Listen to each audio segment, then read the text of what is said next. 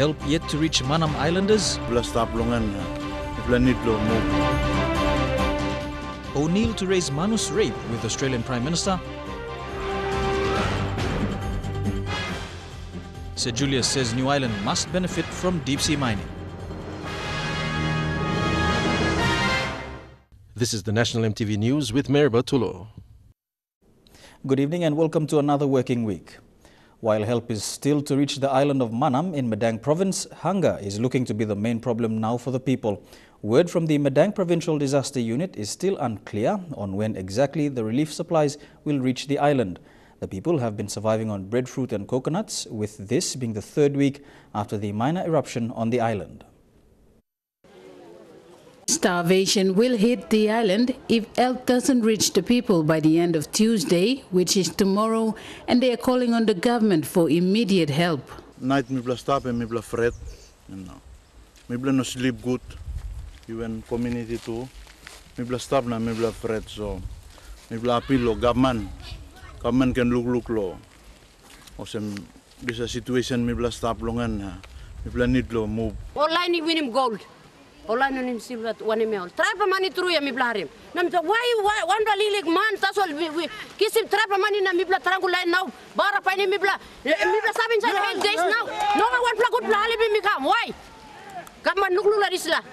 Why you spending big bla money lo one bla man na mi bla sample nogat. Now bara pa ni mi bla na mi bla stop antalo mat bla mi bla ya.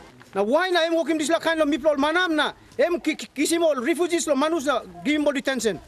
Why? Me bla bla country. Now refugees bla Papua New Guinea bla one country em kisimola look out all manus. Mr. Lukimol gamani sa kamol sa karam kamon temol all boxes ya ballot box na mi plasa botimol na wali stapo eh. Mi binahare mosem only la giving me pala nupla ground ya and we have been waiting for that long.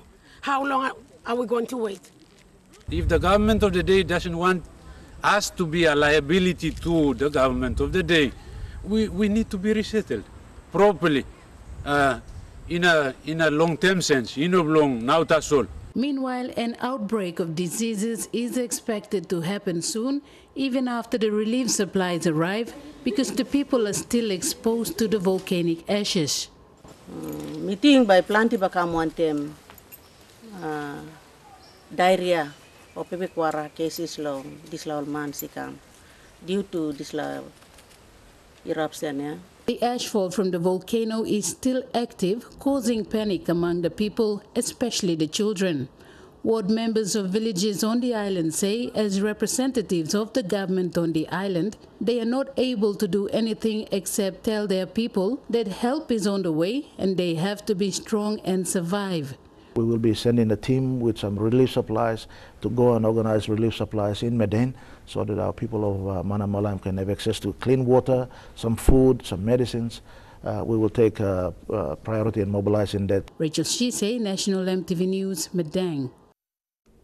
The alleged rape of a woman at the Manus Detention and Processing Centre will be brought to the attention of the Australian Prime Minister Tony Abbott. Prime Minister Peter ONeill said he is waiting for a report from the Chief Migration Officer, which he will act upon. 25 million kina was the price. Prime Minister Peter ONeill said there are a lot of versions of this alleged rape incident and he is waiting for official reports. The details of the Chief Migration Officer's report he will bring up with the Australian government. I also will be talking to the Australian government and especially the Prime Minister Tony Abbott when he visits PNG next month for the Pacific Island Forum meeting. I will be discussing the issues around issues like individuals who are committing crime in our country cannot be repatriated on the same day. It doesn't happen anywhere else in the world. They must face our law. They must be tried under our law. It involves our citizens, and those kind of things must be respected and appreciated. Commentators have raised issues of sovereignty when the news of the alleged rape at the processing centre came to light. Some say they have always maintained that the arrangement was a bad idea from the beginning. That only goes to show the arrogance on the part of the Australian government. Australian law continues to apply in those centres. even in independent host countries like PNG and Nauru. Manus MP Ronnie Knight said the law of PNG must reign in such instances. He said the alleged sexual abuse can be seen as pack rape, and under PNG law, this carries a sentence of death. It seems to be that Lombrum is becoming a mini Vatican City in Manus. We have a small compound of Australia in our own country, and they seem to be doing what they want.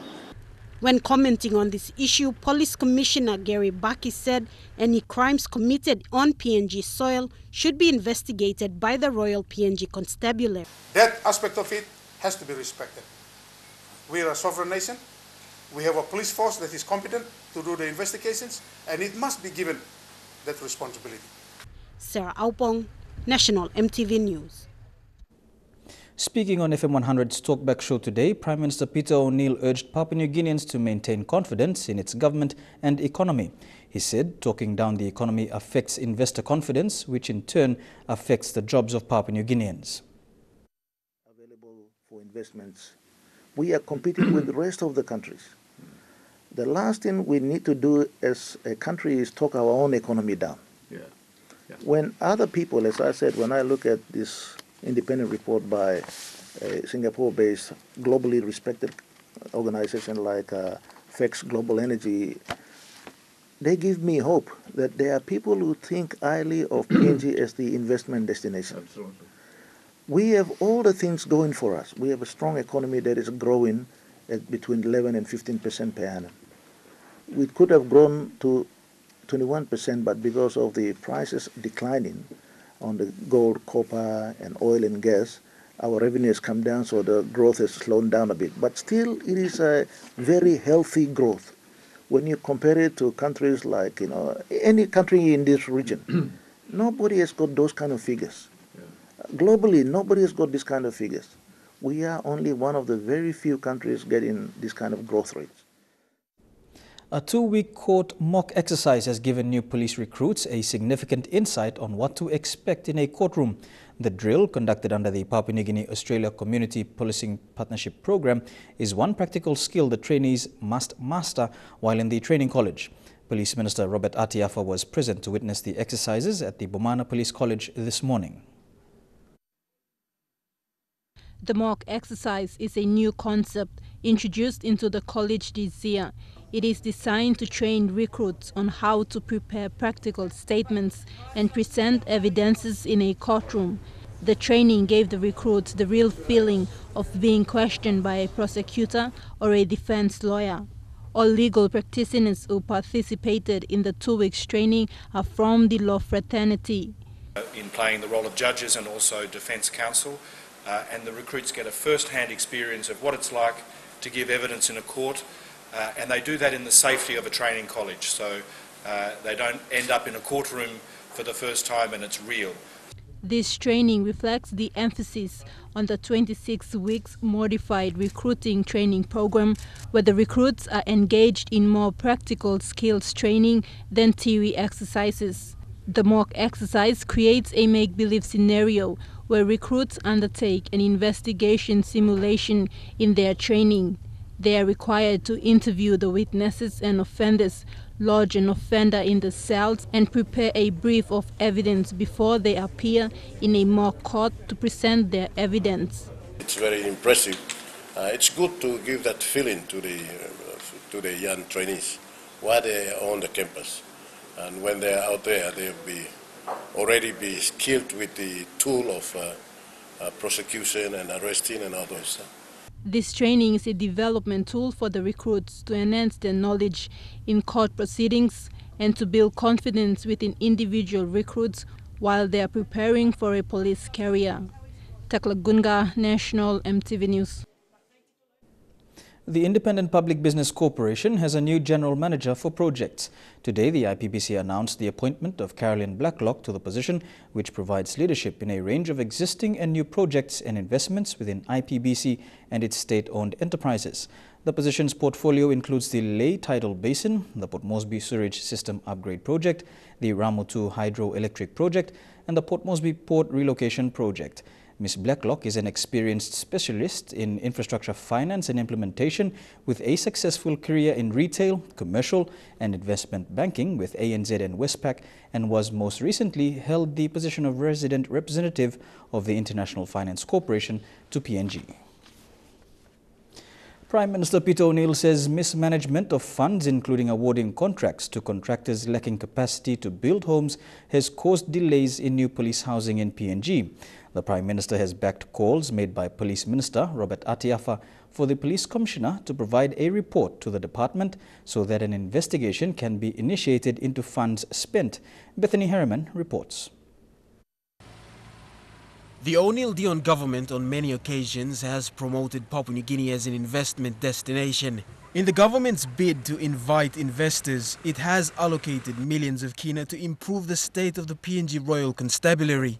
Papua New Guinea government has invested more into the police force over the last 2.5 years than ever before by any government. Prime Minister Peter ONeill explains that the government funding hasn't been implemented well enough to reach government goals of improving the police infrastructures, including housing. In some places, contractors are the issues because they gave contracts to wrong people.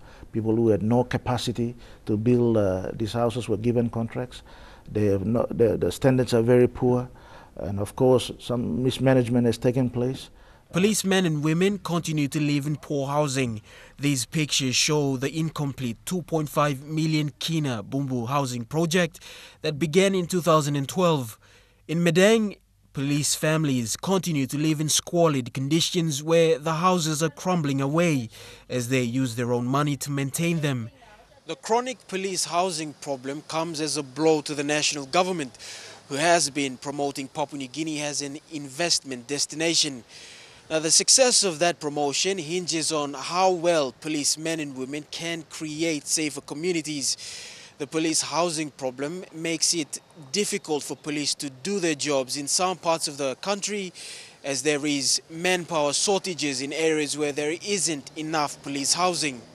Madang and Lay police housing conditions give a snapshot of the police housing problems faced by all policemen and women around the country. The O'Neill government is trying to address the problem in totality. It is trying to address a problem that has accumulated over 40 years. Last week, Police Minister Robert Atiafa said he is still waiting for a report from the Police Commissioner to initiate investigations into the contractors involved and how money has been spent. Bethany Harriman, National EMTV News, Lay. Prime Minister Peter ONeill today made it clear that positions in government departments held by expatriate employees or consultants is under review and many will come to an end on the 31st of December 2015. What we have control over is what happens in government departments and like. That is why we, as recently as a week or so ago, I announced that we are reviewing all the positions that are held by expatriate employees or consultants and employees within the public service. We will put an end to many of the consultancy agreements by 31st of December 2015.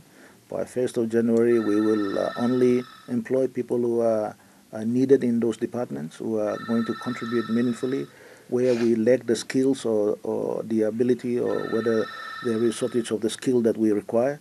But all in all, I can tell you that that is the aim that we are heading to, get Papua New Guineans to step up and do the job that they are required to do for our country. You're watching National EMTV News. New Island Governor calls for autonomy, evicted settlers query foreigners' occupation of prime land, and Nari show in Leh. Those stories and more after the break.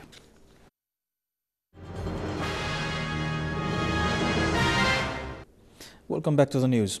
New Island Governor Sir Julius Chan says the national government is holding too much wealth rather than the people. In an exclusive interview with EMTV today, Governor Sir Julius wants the people of West Coast Namatanai and East New Britain to benefit from the Nautilus Mining Solwara-1 project.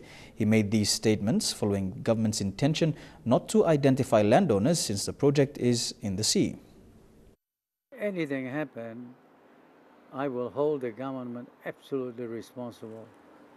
An outspoken New Island governor says the deep-sea mining project cannot be fulfilled with the rightful resource owners being left out. He says the national government has too much control of substantial benefits. The reason why after 40 years developments have not happened, because the wealth of the nation is not in the hands of the people. It's in the hands of the state, and the state have been totally unreliable, very extravagant in the way they look after the people's money. The Natalu Solwara 1 project is a first of its kind for underwater mining, with more work and exploration happening beneath the seafloor.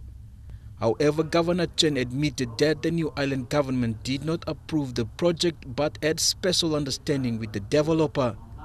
We make a special arrangement and MOU with the developer that they must apply and agree for an independent environmental study.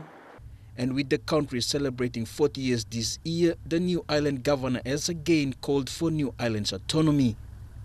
We are asking for autonomy. We are asking for this very extravagant, inefficient bureaucracy in Waigani to be transferred to us. We can run the whole thing ourselves. Governor Chen believes the country will see and feel change if people have control over their resources. Jack Lapave Jr., National EMTV News. Settlers in Port Moresby are now raising concerns on city land being sold to foreign companies. This follows a series of forced evictions in the nation's capital in the last 3 weeks. Despite settlers showing proper land titles and documents, they are being evicted from the land for development purposes. New roads, new buildings and houses are being built at every corner of Port Moresby City. Thanks to the Pacific Games, the nation's capital is experiencing a booming growth in its infrastructure that will benefit thousands living in the city for many years to come. But with every positive effects of development, there are also negative effects. Last week Friday, these people living at 4 Mile were forcefully evicted from their homes after an Asian company bought their land for development. The land at Danwaya 4 Mile opposite the Works Department staff compound has been in dispute for over 10 years. The Asian company and the land settlers have been in court over the rightful claims to the land. We appeared before the National Court at Waigani. We also won the case. At Konedobu, over 23 homes were destroyed last Tuesday, forcing families to sleep in these makeshift shelters. Again, this case is similar to the 4 Mile eviction. Settlers here have been in court with the company claiming the land for development. Despite the courts granting a stay order for the company not to claim the land, they moved in and destroyed homes and properties worth over $1 million kina. People are challenging this like case law, Supreme Court. Still pending, this like case on yet. Na company machine I'm coming said na Rosi Mibla settlers. The settlers are now raising concerns to how the Lands Department and the NCDC Lands and Physical Planning Board are giving land titles to foreign-owned companies. Somebody's right at the back. Some many people at the back. They are capitalizing on that. This is a piece of land, legally ground 2.3 hectares and big block ground.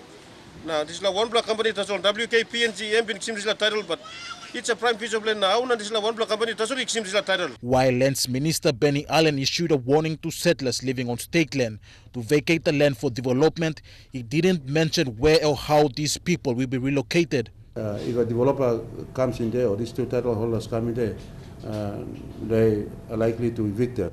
It is now a concern for these people who were forcefully evicted from their land despite having proper documents to prove they were mandated land title holders. Stanley Ove Jr., National EMTV News. Measures will be put in place to assist with the low water levels in Kiunga Town. Prime Minister Peter ONeill said today he is awaiting a report by Octedi Mining Limited on the situation on the ground before directions will be given to help out this township. Kiunga residents say over the last week, water has become a worrying issue in town as OTML continues with its plans to shut down and the dry weather continues. OTML is the only provider of water supply in town, and its temporary scale down puts a huge question mark on the water needs of the town.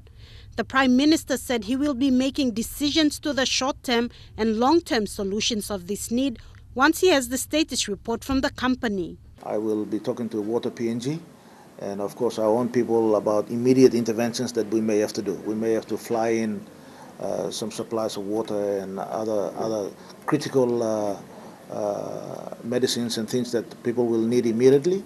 But I will make those decisions as soon as I get a full briefing from the management and the board of Octedi today. While this will be short-term solutions, he said water PNG and possible gas reservoirs in the province can provide long-term solutions to the town's water and electricity supply. The long-term solution for issues like water and sewage and power is that we must find long-term solutions for that. Gas is one way to power Kiunga and Octedi. We need to get water PNG to try and find a water source elsewhere so that we can supply water to the township of Kiunga for the long-term benefit of the residents. Sarah Aupong, National EMTV News. East and West New Britain provinces have a huge task ahead as they prepare for the opening of the Trans-New Britain Highway. In a forum in Kokopo today, members of the East and West New Britain provincial administrations revealed possible challenges they will face. Amongst the agendas discussed were security concerns and economic growth along the highway corridor.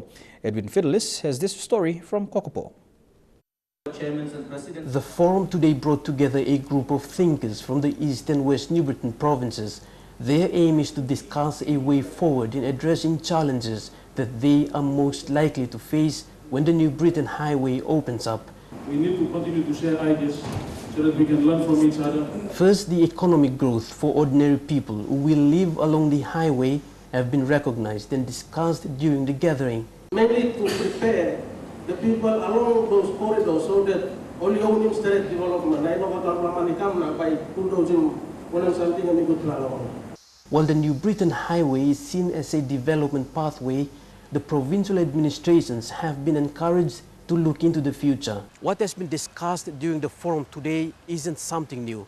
Service delivery has been a government's topic of discussion over the last 10 years. But the discussion today was centered around economic growth, driven by infrastructures that are already in place. So we have to take that opportunity and also build the industries in order to benefit all our people in the islands region. While the two provinces may be hundreds of kilometers apart, there are already signs of resemblance. The village oil pump scheme in the inland mining areas have introduced the mining people to the much talked about PNG's growing economy. He can bring himself a good service. At another level, there's been another shift in thinking. In order for small businesses to grow, law and order issues have to be kept at minimal, and policing the highway have been featured prominently during the discussions today. Looking condition the highway, at the same time too, when you have police, we can impact, we can come inside long, so people go come. Now how we by policing the highway. The two provincial administrations says they will make it a shared responsibility to develop both the highway infrastructures and the people who will live along it. Edwin Fidelis, National EMTV News, Kokopo. National Agricultural Research Institute Director General Dr. Sergi Bang says agritourism can be developed using NARI's agricultural innovations that include research and farming techniques. He said this today whilst promoting NARI's annual agricultural show that has brought more agricultural-based corporate sponsorship on board. It comes as Papua New Guinean women look to participate in the agritourism industry. While speaking about the annual NARI show at Lay's 10 Mile in 3 days' time, NARI Director General Dr. Sergi Bang also answered questions about the role NARI would play in promoting agritourism. Vegetable growers that use, do not use chemicals on their crops can also be, that means that their crop is organic and therefore can be sold to tourists in hotels such as the Lay Intel or the Melanesian. Dr. Bang's remarks comes as NARI aims to promote agricultural SME development and rural empowerment in its show this Wednesday. So that farmers come along, but also the researchers come and the extension providers, development workers in agriculture come. Importantly also we bring the agro-business, the private sector in agriculture to come and demonstrate.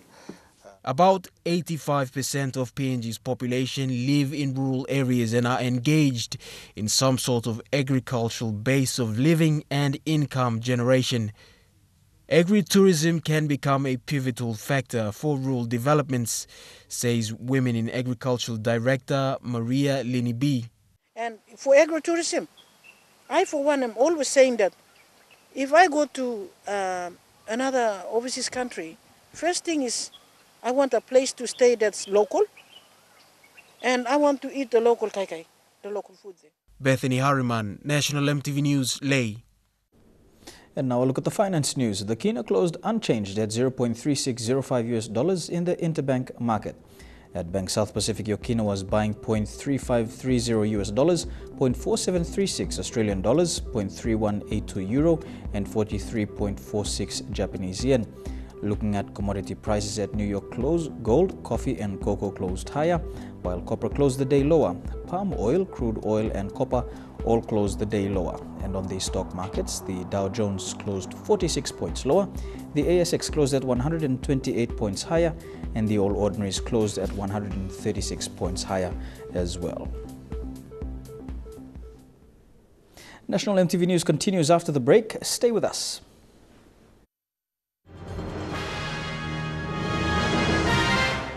Welcome back to EMTV News. There is a viable export market for teak tree. That's according to Manager for Plantation and Development at the PNG Forest Authority, Francis Valimore. He told a workshop today that PNG FA is looking for fertile land to plant teak seedlings. Export market for teak wood is a viable market to look into due to the unique features and high adaptation level of teak wood. This has enabled PNG FA to look at ways to have a plantation of teak trees through its monitoring and evaluation teak project. The project is about establishing resources or establishing seed stands of various tree species, but particularly teak.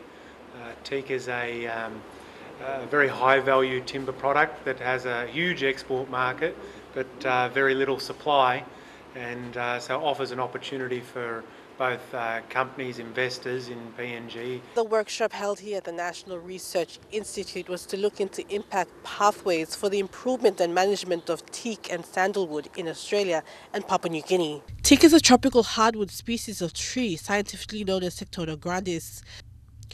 Teak timber is particularly valued for its durability and water resistance and is used for boat building, exterior constructions, veneer, furniture, carving, turnings and other small wood projects, making the teak tree a demand in the timber market. Teak is a species that comes from Southeast Asia but is very well adapted to growing in Papua New Guinea. It grows very quickly and produces a very good product. It has very simple methods of production, provided that the trees are looked after when they're young.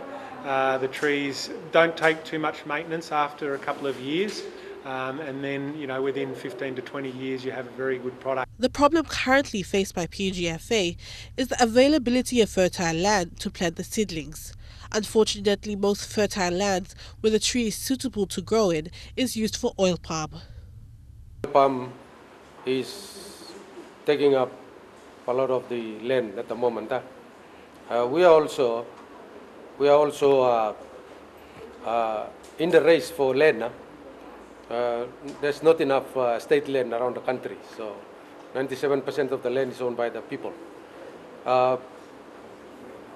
Where we want to plant trees, our priority is to secure the land.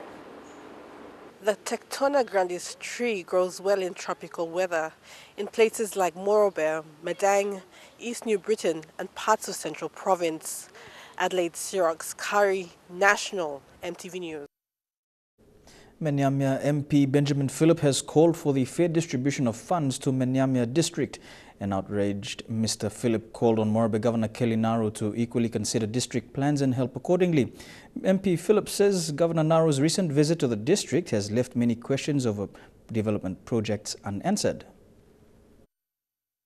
Big plan money also 5 million, come up good law 2013, 2014 too, been come good.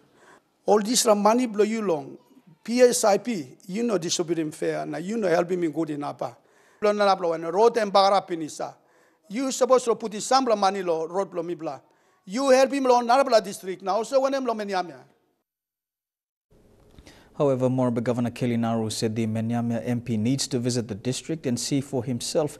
He said since 2013, over 40 million kina has been spent in Menyamia for the Medvac services, road work and education. Governor Naru called on Mr. Philip to look at his budget books and not rely on assumptions. The Morobe governor further called on other MPs of Morobe to move out of Port Moresby and be close to the districts to see more coordination between the Tutumang and its districts. Turning overseas now into the United States, hundreds gathered in the Missouri city of Ferguson yesterday to remember Michael Brown, an 18-year-old African-American who was unarmed when fatally shot last year by a white police officer. Brown's fatal shooting sparked both violent and peaceful protests, further fueling the Black Lives Matter movement, which speaks out on police brutality against African-Americans. Protesters gathered at Barclays Center in Brooklyn and held a moment of silence for 4.5 minutes, representing the 4.5 hours that passed while Brown's body was left in the middle of the street after he was shot. We're shutting it down. We can't say, hey, you know what, the police are doing their job, it's the law. Listen, slavery was the law, okay? And yes, they are doing their job. And I hear this thing about, you know what, there are good cops. If you are a good cop, then you make a difference. But if you don't make a difference, then you're just as bad as those bad cops, bottom line. The crowd began a silent march to honor Brown, as well as others who have died at the hands of police. Brown's shooter, police officer Darren Wilson, was cleared of all charges last November by a grand jury and the U.S. Department of Justice. So things have gotten worse, and actually I see a lot of, still the same defense of law enforcement, like we don't know what the real story was, and we see video being presented with us, and still this is need to justify what the cops' actions were in these cases. So, if it's not gotten the same, it's actually gotten worse. Following Brown's death, a U.S. Justice Department report found that police regularly violate citizens' rights and that black residents are often subject to unfair traffic stops, unreasonable use of force, and questionable arrests. Meanwhile, The Guardian newspaper has been tracking police killings this year, counting 464 deaths as of the end of May. Alana Lay, EMTV World News. 99 people are now presumed dead after floods swamped the southeast nation of Myanmar, otherwise known as Burma. Up to 1 million people have been affected out of the nation's population of over 51 million since the beginning of the country's monsoon period. Following a weak response to the disaster, the Myanmar government appealed for foreign aid, some of which began to arrive last Friday. Damages include the flooding of over 1 million rice fields and over 150,000 acres of crops destroyed. The Myanmar government has so far provided over 1 billion Myanmar kyats, equivalent to over 3 million kina, while also declaring the disaster zones in 4 areas of the country. Singapore has marked 50 years of independence, sparking excitement among the country's population of 5.5 million people. The official logo for the celebration is a red dot, a symbol of pride and defiance, after an Indonesian leader reportedly called Singapore a little red dot on the map. In 50 years, the former British colony has transformed itself into one of the world's wealthiest countries. The day was marked with military and entertainment performances, as well as countless flags bearing Singapore's red and white colors. Actually very emotional because when I step out of my house, I look at the things around me and I find that all these things have been achieved over with a lot of effort over these past 50 years, and I hope that this is the start of another brand new wonderful 50 years for all of us. A single red dot was the official logo for the celebration, signifying a moment in history when an Indonesian leader referred to the country as a little red dot on the map, highlighting the values of pride and defiance. Yeah, I'm definitely very proud of what we have gone so far. From nothing, today we are where we are today. Big achievement. The legacy of the nation's late leader Lee Kuan Yew, who passed away in March, was celebrated with pride as citizens commemorated the tiny country's immensely successful economic and social standing since gaining independence from Malaysia in 1965. Singapore's social and economic model is seen as an ideal example to nations around the world, and to commemorate its beginnings, television channels and radios across the country played a recording of the late Lee Kuan Yew reading the Proclamation of Independence. a document signifying Singapore's separation from Malaysia. It feels very exciting. We're all celebrating our Pride 50th National Day and our happy birthday to Singapore. Alana Lay, MTV World News. You're watching National MTV News. Trukai Sports is next. We'll have news on rugby union and netball. Don't go away.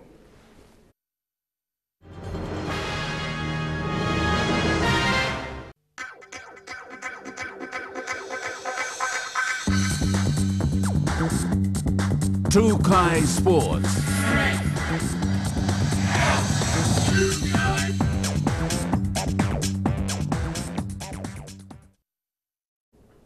Welcome to Trukai Sports. With just 2 weeks left until the start of the Foru Cup in Port Moresby, the Papua New Guinea Rugby Football Union is expected to release the final team list by tomorrow. Players are expected to be selected from Port Moresby, Lae and the New Guinea Islands. The final rounds of trials were held over the weekend in Lae and Port Moresby, with a number of players from outside centres already in the nation's capital. Although the Port Moresby trials highlighted the lack of consistency with an annual rugby competition, players were out to claim a spot in the national rugby team to take on 3 Pacific Island nations at the end of this month for the Oceania Cup.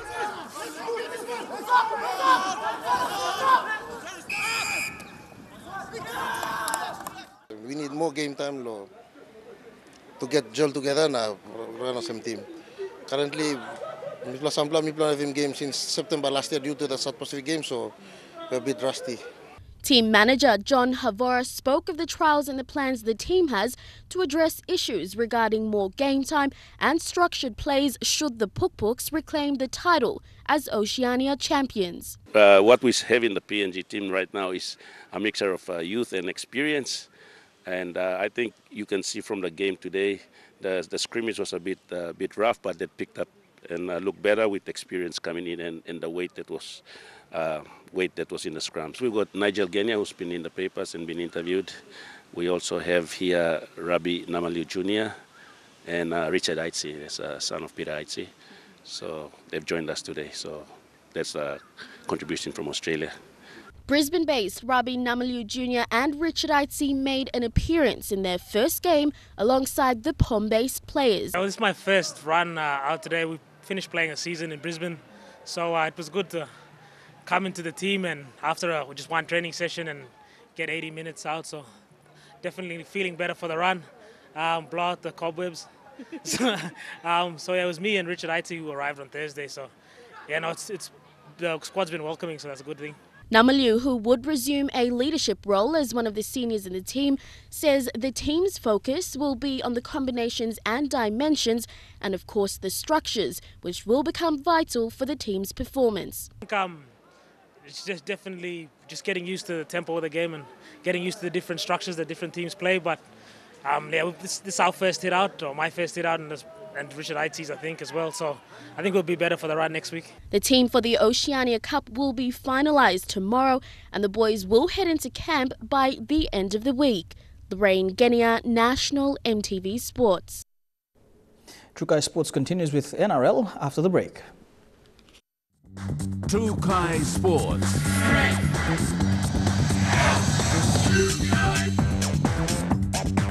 Welcome back to Trukai Sports. To the NRL now, and shock losses to the top 2 teams in the NRL Premiership ended round 22 of competition over the weekend.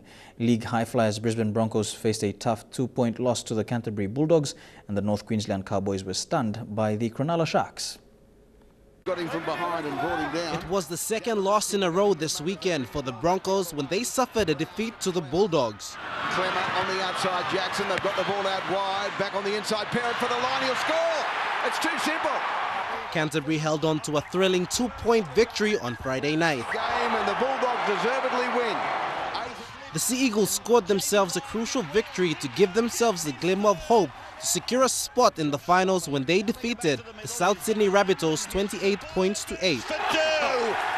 Trebojevic gets a double. One of the competition's dark horses have done it yet again. The Sharks held off a strong second-half comeback from the Cowboys to jump to equal 4th on the NRL ladder after their 30-18 win over the North Queenslanders. A little old in the legs, but he'll have enough to get there. We used to call him Flash Gordon. The Warriors were held scoreless by the Dragons as they produced an attacking masterclass to blow the New Zealand Warriors away 36 points to nil. Skips away! It's a hop, skip and a jump for St George Illawarra! The Storm snuck back into the top 4 when they blitzed the Gold Coast Titans in a strong second half performance to win comfortably 36 points to 14. Gronk looking for Duffy, he goes the one, he is a monster! Matt Duffy, I don't know about his foot bigs, put downs all that flash. And the Sydney Roosters continued their march towards the NRL finals when they defeated the Knights 38 points to 22. A hat-trick from fullback Tuavasa Sheck held his side to hang on to clinch victory. He shows it, Maloney puts it to bed, the Roosters will lead with the 2. Dion Kombang, National, EMTV Sports. And that ends True Kai Sports for this evening. We'll bring to you the weather details after the break. Don't go away.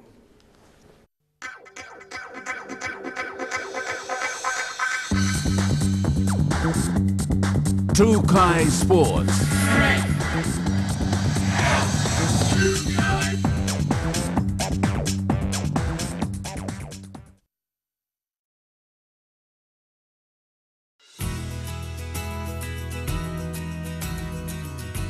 And here's a look at the weather for the next 24 hours in the southern region. Port Moresby, Popondetta and Kerama, fine and dry. Fine weather for Daru and fine tonight and sunny tomorrow for Alotau. In the Momasa region, Lae, fine tonight and sunny tomorrow and fine and dry for Madang, Wewak and Vanimore. To the New Guinea Islands region, Lorangau, Caving and Kokopo, fine and dry although windy for Kimbe, and fine tonight and sunny tomorrow in Buka. And in the Highlands region, Goroka and Mendi, fine and dry, fine tonight and mostly sunny tomorrow for Mendi and Wabak. And that ends the news for today, Monday the 10th of August 2015. On behalf of the news team, I'm Mary Batulo. Pleasant viewing. Good night.